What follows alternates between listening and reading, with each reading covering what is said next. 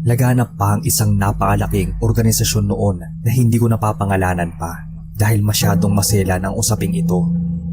Isa lang to sa mga nabuong organisasyon na ginagamit ang ill-gotten wealth ng isang kilalang pamilya para maapangloko ng tao.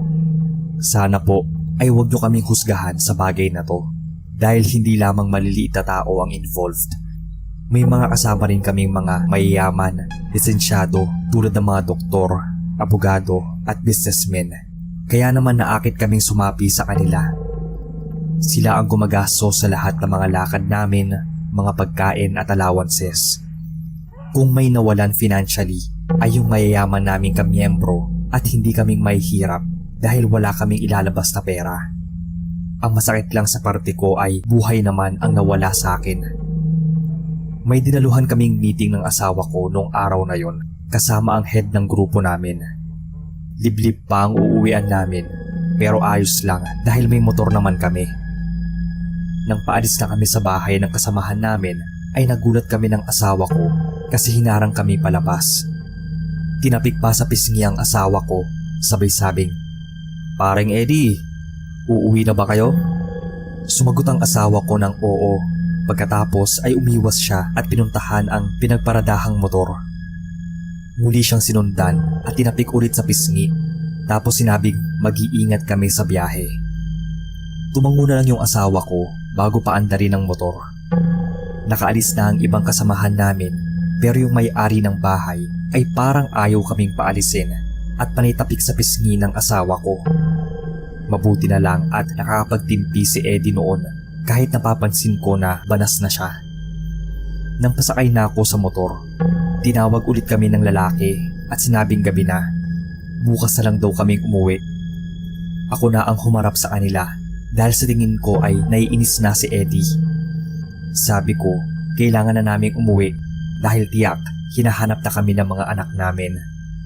5 taon pa lang noon ang panganay namin habang yung bunso ay 2 taon. Kaya hindi pwedeng hindi kami uuwi. Tahimik kaming bumiyahe ng asawa ko. Iba ang pakiramdam ko nung gabing yon. Parang napakainit kahit mahangin naman dahil umaandar nga ang motorsiklo. Nagtaka ako nang ihinto ni Eddie ang motor sa gilid ng daan. Tinanong ko siya kung bakit. May tumawid raw na pusang itim.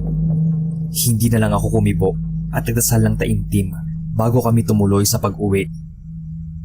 Malapit na kami sa bahay noon nang may makita kaming itim at malaking aso na nakaharang sa daan.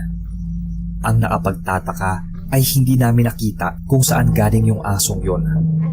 Napansin na lang naming nakatayo na ito sa gitna ng daan kung kailan malapit na kami. Biglang kinabig pa kanan ni Eddie ang motor para iwasan ang aso. Kaso ay may isang paparating na malaking truck kung saan sumalpok ang motor namin. Tumilapon ako at nawala ng malay. Nang magkamalay ako, ay nakahiga pa rin ako sa aspaltong kalsada. Hinanap ko si Eddie, pero wala na siya. Wala rin yung motor namin, maging yung bakas ng banggaan. Tumayo ako at naglakad-lakad, kahit hilong-hilo pa. Ang alam ko, malapit na ang bahay namin sa bahaging yon ng kalsada, kaya naglakad na lang ako pauwi. Ang ipinagtataka ko ay hindi ako makaalis sa kinaroroonan ko. Lakad lang ako ng lakad pero hindi ako nakakarating sa gusto kong puntahan dahil para bang pabalik-balik lang ako sa parting yun ng kalsada. Nagsisimula na akong kabahan dahil hindi ako makausad. Kahit tumakbo pa ako ng mabilis ay hindi ako nakakalayo. Sinubukan kong tawagin yung asawa ko. Narinig ko yung boses niya na tinatawag din ako. Sinundan ko yung boses niya hanggang sa makita ko siyang naatayo sa parting kakahuyan. Tinanong ko kung okay lang ba siya pero ang sagot niya sa akin ay halika dito.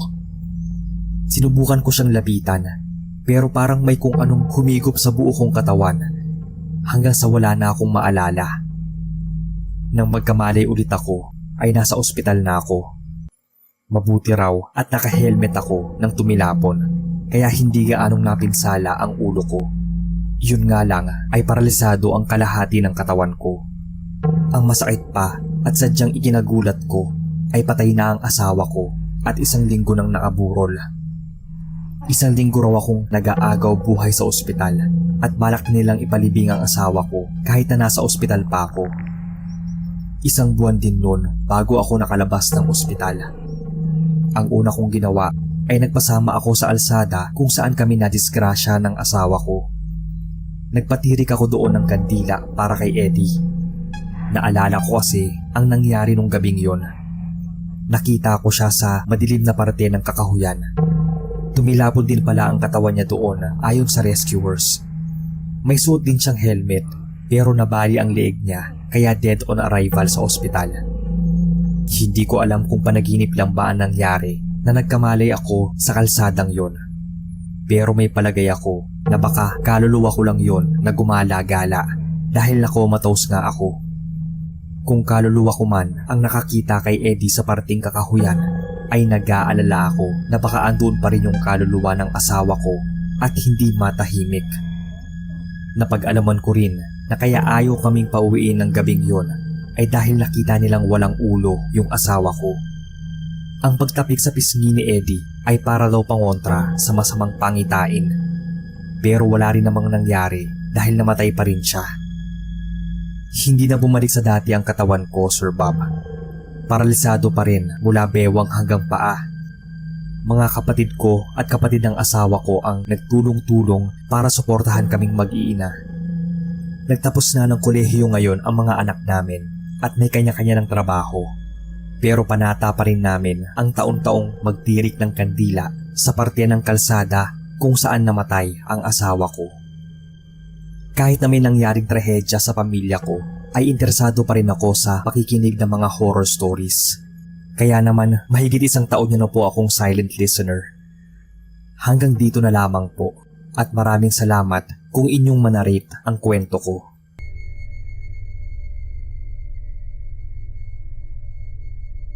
Hello po sir. Gusto ko sanang i-share itong nakakatakot na experience ko. Tawagin niyo na lang akong Ariel, nakatira sa Zamboanga. Pauwi na ako sa bahay kasama ang kaibigan ko at galing kami ng trabaho. Ako ang nagmaneho ng motorsiklo. Malapit na sana kami sa amin, ngunit nang dumaan na kami sa isang madilim na kalsada, parang lumamig yung paligid. Ang totoo niyan sir, ay natatakot ako sa kalsadang iyon dahil may malaking krus. Marami ng sasakyan ang nadisgrasya doon noon. Sinabi ng angkas ko na may nakita siyang white lady sa harapan namin. Takot na takot ako nung panahong yon dahil kitang-kita ko rin ang babae. Napakahaba ng buhok niya at putlang-putla ang muka. Kahit natakot, binilisan ko ang pagmamaneho hanggang sa nalagpasan na namin yung kalsadang iyon. Kinwento agad ng kaibigan ko sa mga anak ko na sinakal siya ng white lady gamit ang mahabang buhok nito. Pero dahil nga malakas siya, natalo niya ang white lady at hinalikan pa ito. Natawa naman ako dahil naniwala talaga ang mga anak ko sa joke niya. Hindi naman ako nagtataka kung bakit may mga nakikita kami roon dahil marami naman talaga ang namatay sa lugar na yon. Hindi ko makakalimutan yung isang napakalaking disgrasya dati. Wala pa nga yung malaking krus. Sa pagkakaalala ko, mga February siguro yon. Mga 16 or 17 years na ang nakakalipas.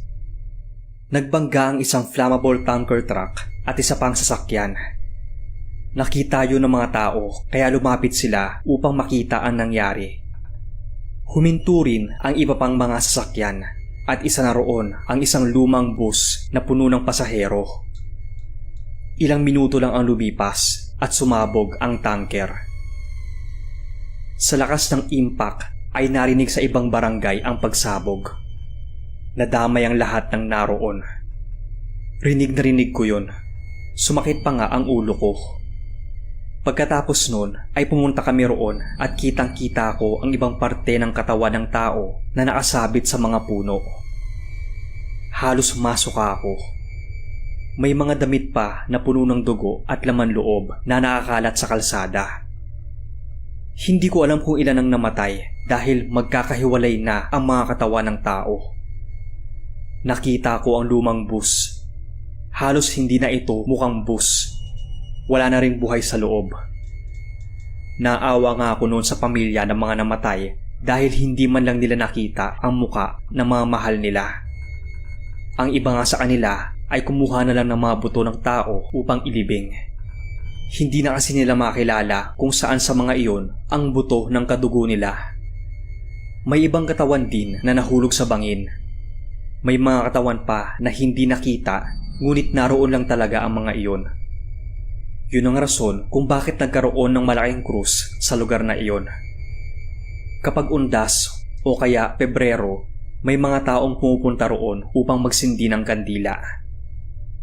May ilan namang nabuhay hanggang ngayon at ang ilan sa kanila ay mga kapitbahay ko na pumunta at nakiusyoso bago sumabog yung tanker. Nadami rin sila sa pagsabog, kaya nga yung iba isa na lang ang mata at yung iba naman may peklat sa katawan. Hindi na nagtataka ang mga tao rito kung bakit minsan nakakarinig kami na parang may nagpapadisko kahit wala naman. Medyo weirdo lang pero ilang beses ko na rin narinig iyon. Parang may mga nagsasalita pa nga eh. Noong una, natatakot kami. Ngunit habang tumatagal, nasanay na. Mas malakas ang disco kapag February at November. Halos buwan-buwan rin ay may nadidisgrasya roon. Isa na nga doon yung kaibigan ko. May parang humila raw sa motor niya, kaya natumba yun at gumulong siya sa kalsada. Buti na lang at buhay siya. Kasi yung iba, namamatay talaga. Medyo madulas din kasi yung kalsada doon. At ayon sa mga nadidisgrasya, ay may kung anong pumukontrol sa kanila. Tapos may nagpapakita rin daw talaga. Kinakabahan nga ako noon kapag dumadaan. Halos hating gabi na rin kasi ako kung makauwi dahil sa trabaho. Ang ginagawa ko na lang ay bumubusina tuwing makikita ko ang malaking krus. Iyon na rin ang ginagawa ng iba. Bumubusina mapaumaga man o gabi. Sa ngayon, may kalumaan na yung malaking krus at may mga batang nag-aabang doon para manghingi ng barya sa mga nagdadaang sasakyan. Naghahagis kasi ng barya ang mga dumadaang sasakyan doon, kaya naman inaabangan yun ng mga bata. Maski nga ako ay naghahagis din ng barya doon. Kaunti na lang ang nadidisgrasya doon. At kapag nakakarinig kami ng parang may disco, hinahayaan na lang namin. Sa tuwing babiyahe rin ako, hindi ako nakakalimot na magdasal dahil alam kong mas maapangyarihan ng Diyos kaysa sa kanila. Salamat sir sa pagbabasa ng aking kwento at sana magawi ka dito sa aming lugar sa Zamboanga del Sur. More power sa channel mo, sir. Magandang araw, Sir Bob. Ako po si Ana at may kwento akong gustong i-share sa inyo. Karanasan po ito ng tatay ko at ng kumpare niya nang minsang dumayo sila sa fiesta sa isang bukid sa Negros. Maraming taon na raw ito nangyari. Naimbitahan si na tatay noon ng kaibigan nila sa bukid na dumalo sa fiesta. May kainan at inuman yon, kaya pagkatapos niyang magluto ng pananghalian ay lumarga na siya. Kwento ni tatay, pagdating nila ay sobrang daming tao na. Doon daw sila sa kusina pumwesto. Lahat daw ng niluto doon ay natikman nila at yung dinuguan at minudo ang naging pulutan. Mga bandang alas 5 pa lang daw ay medyo may tama na sila. Kung ano-ano raw ang napagkwentuhan nila nang may sumali daw sa kanila na hindi nila kakilala. Tahimik lang daw ito at hindi sumasabat sa usapan. Kaso grabe raw kung maatitig sa kanila. Matalim at pailalim. Sabi ng kaibigan ni na tatay ay bisita daw yon ng kumpare niya sa kabilang bahay. Gusto raw uminom kaso walang kasama dahil doon din umiinom ang kumpare ng kaibigan nila. Hindi lang daw alam ni na tatay kung bakit parang hindi sila komportabling kainuman yung lalaki. Kaya naman bandang alas 7 daw noon ay nagriya na siyang umuwi. Madilim na pero may baon naman silang flashlight. May dalang motor din ang kumpare niya. Habang nasa motorsiklo na daw sila noon, pakiramdam ni tatay ay may nakasunod sa kanila. Napalingon daw noon si tatay. Siya kasi ang angkas. Nakita niya raw na may tumatakbong malaking hayop sa likuran nila. Nakasunod daw yon. Sinabi raw niya sa kumpare niya na bilisan nito ang pagmamaneho. Pero dahil nakainom ay gumigewang-gewang ang takbo ng motor nila at sumemplang sila sa gilid ng kalsada. Maya-maya daw nun, nakita na ni tatay na parang may kabunuan ang kumpare niya. Pagulong-gulong daw ito at may sinusuntok, pero hindi raw yon nakikita ni tatay.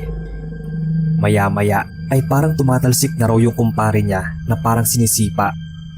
Akala nga raw ni tatay ay dala yun ng kalasingan ng kumpare. Pero kita daw talaga niya na parang ang may kaaway ito. Nakaabot na daw ang mga ito sa palayan. Sinundan daw ni tatay kung saan sila umabot. Tinawag niya yung kumpare niya pero hindi siya nito pinapansin. Halos inabot din ng kalahating oras bago natapos ang paikipagbuno ng kumpare niya. Buti na lang daw at may dumaang motorsiklo doon at binusinahan sila. Doon pa lang parang nahimasmasan ang kumpare niya. Para daw itong nagising mula sa bangungot. Hingal na hingal daw ito. Nang tanungin siya ni tatay kung anong nangyari sa kanya, bigla na lang daw may sumunggab sa kanyang isang malaking aso hanggang nga raw sa magbuno sila. Hindi raw ba nakita ni tatay yon? Sinabi naman ni tatay na may nakita siyang nakasunod sa kanilang malaking hayop habang nagmomotor, pero wala siyang nakitang kabunuan ng kumpare niya. Kinabukasan nun ay maagang pumunta ang kumpare ni tatay sa bahay. May naramdaman daw kasi itong naglalakad sa labas ng bahay nila. Paikot-ikot daw. At maya-maya lang ay may kumakaluskos na sa bintana. Doon daw sa bintana ng kwarto ng mga anak niya. Hindi raw siya makatulog hanggang mag-umaga. Bigla raw kasi siyang may naamoy na sobrang lansa. Nilabas daw niya yon at nakita niyang naggalawan ang mga sanga ng puno. Papasok na raw siya ng bahay nang may marinig siyang pagaspas. Kitang-kita niya talaga na may malaking ibong lumipad sa may puno. Tinanong siya ni tatay kung totoo ba na may nakabunuan itong aso nang pauwi sila galing fiesta. Ang sabi ng kumpare niya ay totoo raw yon. Sobrang baho nga. Nagtaka lang sa tatay dahil hindi niya to nakita. Isang araw daw noon ay nakasalubong nila yung kaibigan nilang taga-bukid. May nagkwento daw dito na sumemplang sila. Halos kakaalis lang daw nila nang umalis din yung bisita ng kumpare nito. Tinanong daw ni tatay kung kilala ba niya yon. Yun nga raw hindi niya raw yon kilala at hindi raw kilala ng kumpare nito. Sumulpot lang daw yon at inakalang kasamahan yon ng bisita ng kumpare nito. Medyo naawa naman daw yung kumpare niya kaya pinasali na lang daw kina tatay. At yun nga, kinuwento daw ni na tatay na pag uwi nila ay may naasunod sa kanilang malaking hayop. Nagpangbuno pa sila ng kumpare ni tatay pero hindi niya raw yun nakikita. Napamura daw yung kaibigan nilang yon. Aswang raw yung nakabunuan nito. Ang tanong ay kung sino raw yon. Hanggang sa umabot sila sa puntong iisa na lang ang tinutukoy nila, yung bisita ng kumpare ng kaibigan nila. Hindi pa nakontentong nakaaway nito ang kumpare ni tatay. Sinundan pa siya nito. Buti na lang talaga at hindi si tatay ang pinunterya. Naalala daw ni tatay na pinuna ito ng kumpare niya. Panitanong daw kasi ng kumpare niya kung taga saan ito at ano ang apelyido. Siguro ang talagang ikinagalit ay nung sabihin ng kumpare ni tatay na kumuha ito ng sariling kutsara at baso na parang kung sa iba ay nakaka-insulto talaga. Nasanay naman kasi sina tatay na kapag umiinom sila ay may kanya-kanyang baso at kutsara. Nalaman pa raw nila noon na walang nakakakilala sa lalaki. Mukhang dayo daw talaga yon galing sa ibang lugar. Ito lang po ang kwento ni tatay. Sana sir ay mabasa ninyo itong kwento.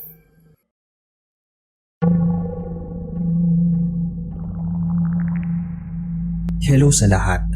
Tawagin na lang akong Makoy mula sa Bulacan.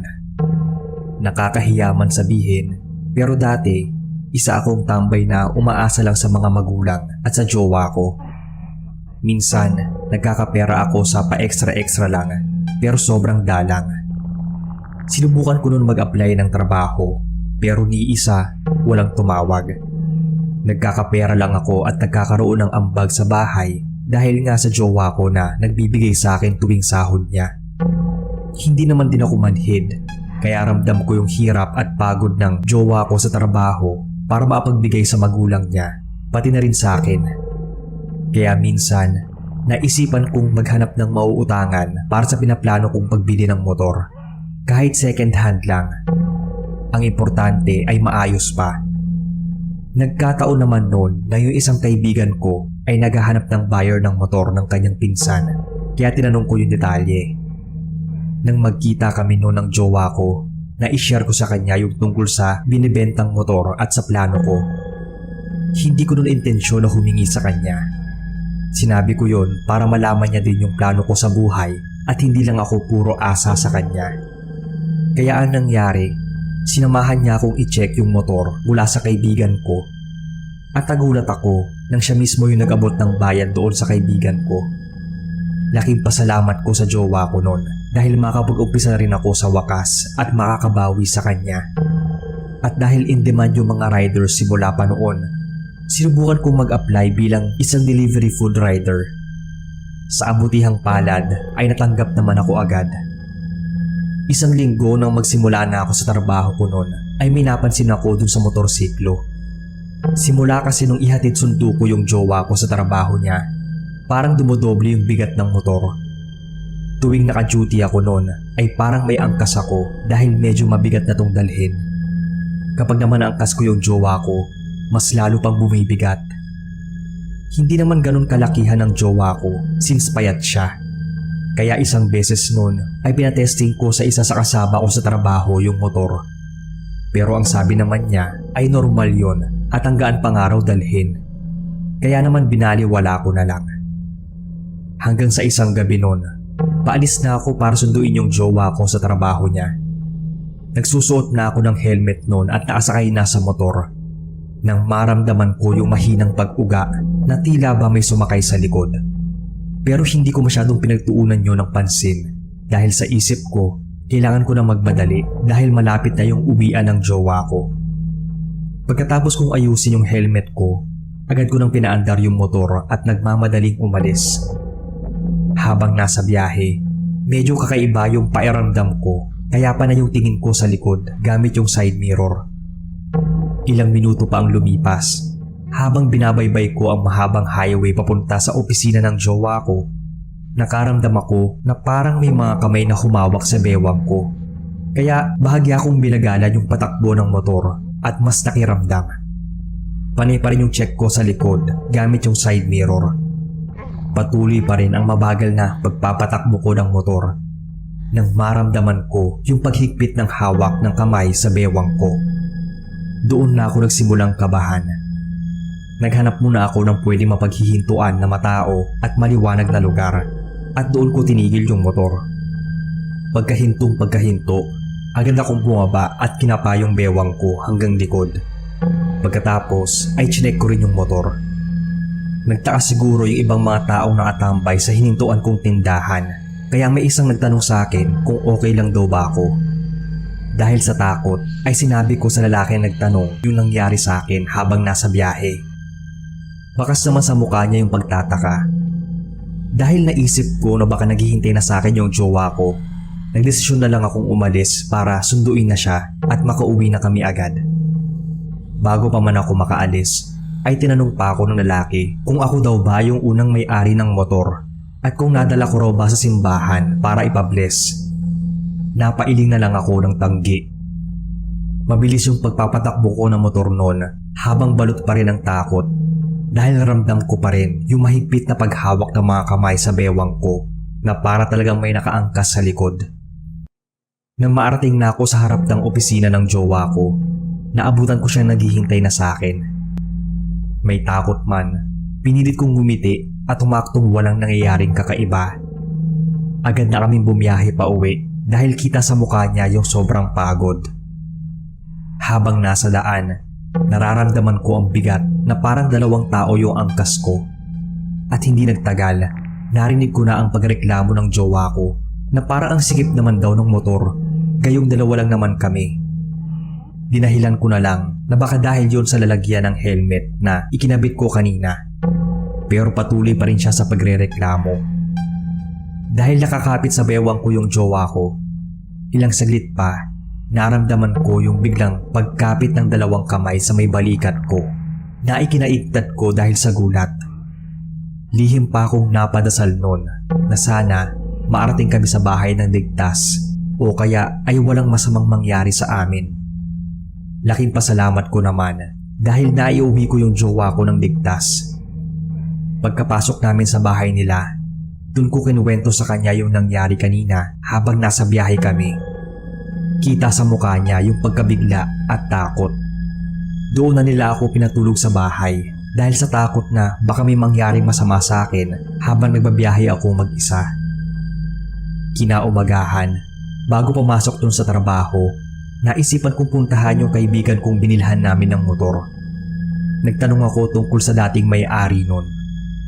Doon ko napag-alaman na binili pala ang motor na to ng pinsan niya at ng jowa nito dahil matagal na raw nilang pangarap na makabili ng sariling motor. Pero sa kasamaang palad, na-aksidente raw ang mga to habang bumabiyahe galing sa isang party. Naging critical daw ang lagay ng dalawa at hindi nagtagal, binawian daw ng buhay yung girlfriend ng pinsan niya.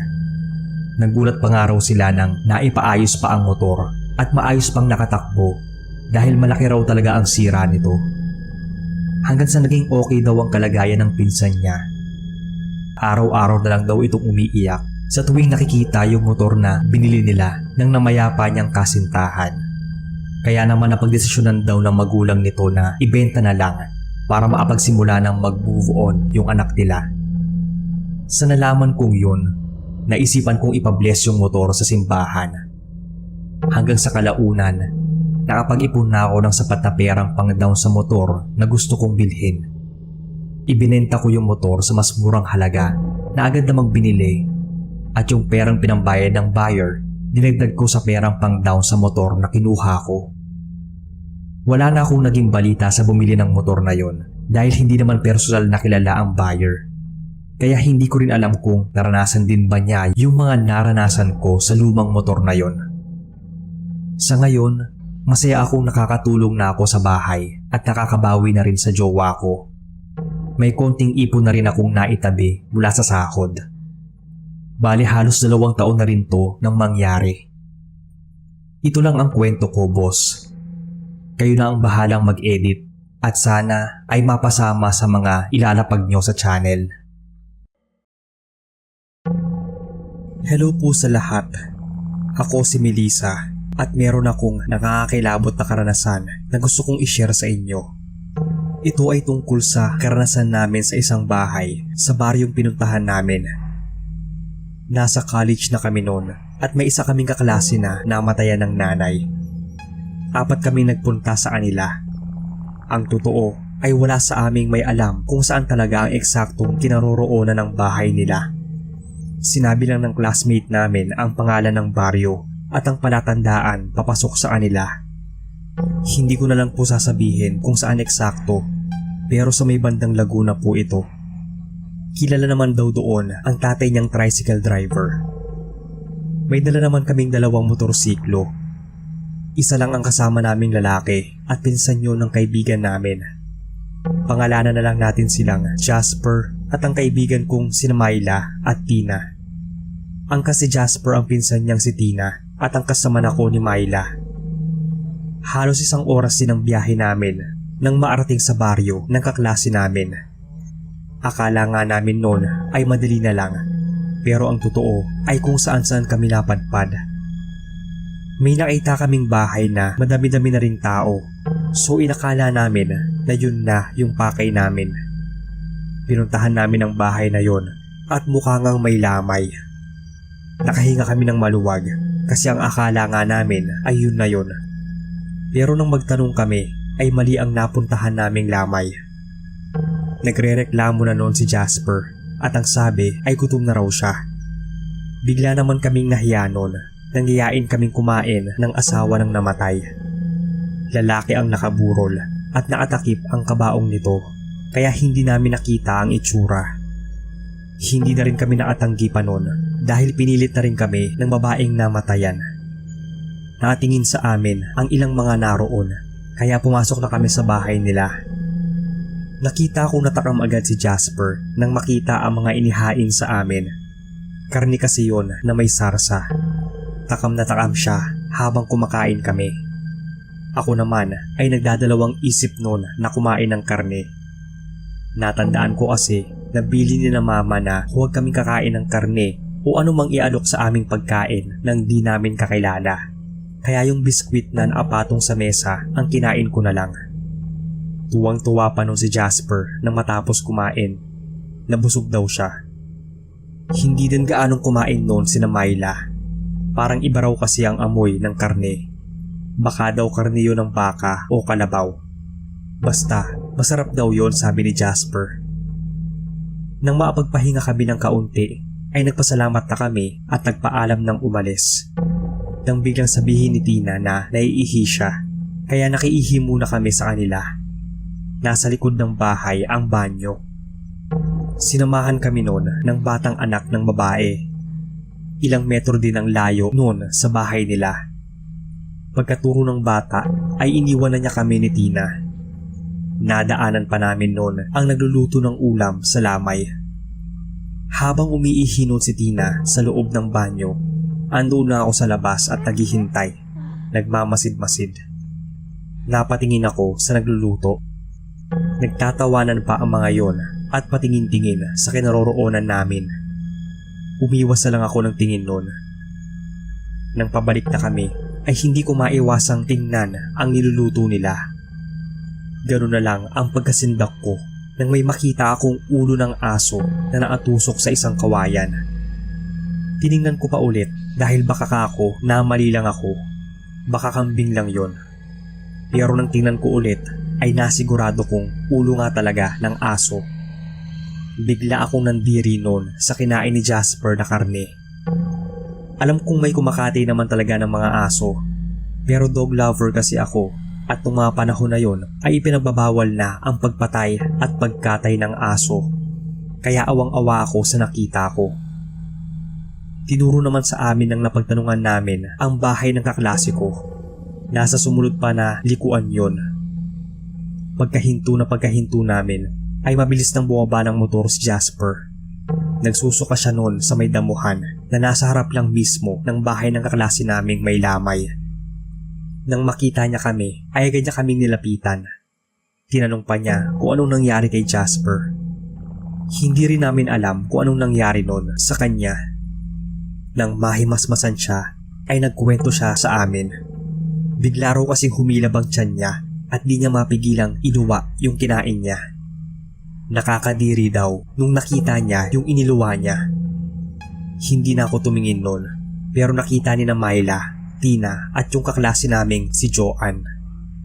Ang sabi nila ay parang may buhok-buhok daw at parang maliliit na insekto ang nasama sa suka ni Jasper. Naapagtatakang may ganon sa suka niya, gayong hindi naman ganon ang kinain niya. Kinausap kami noon ng lola at mga kamag-anakan ni Joanne.